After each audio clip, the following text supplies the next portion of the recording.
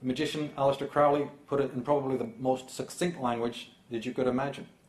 He said that anyone who is forced from his own course, either through not understanding himself or through external imposition, comes into conflict with the order of the universe and suffers accordingly.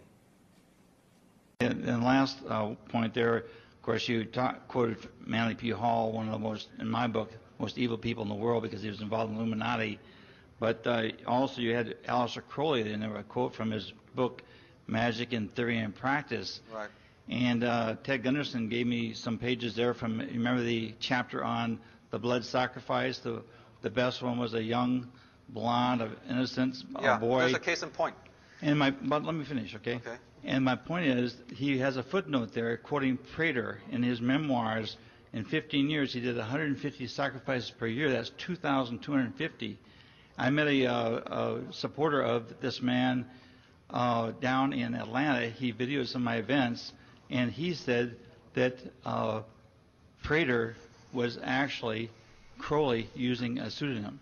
That I don't know anything about, but I can certainly tell you that those quotes that have been taken from the book Magic in Theory and Practice have been totally misinterpreted. This is a case in point I was just talking to you about, Doug, is that people take one little line from Magic in Theory and Practice about the child sacrifices and so on without even printing the whole passage. People need to go to that area of the book. In fact, they need to go to the book and read it about the incredible, beautiful, the spirituality of that man and of that book have yet to be brought out. They pick on one little diatribe. He was addressing in that book false magicians.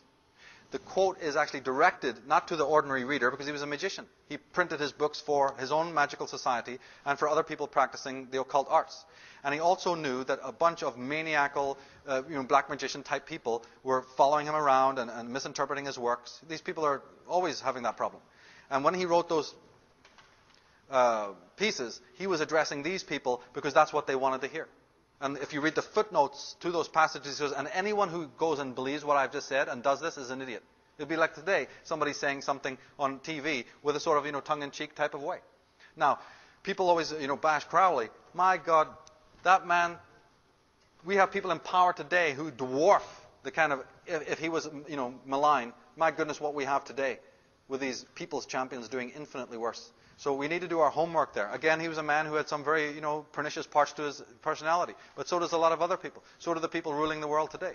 Did you know that he stood up against Zionism? Do you know that he also pointed out the child sacrifices that have been happening down through the centuries of the world?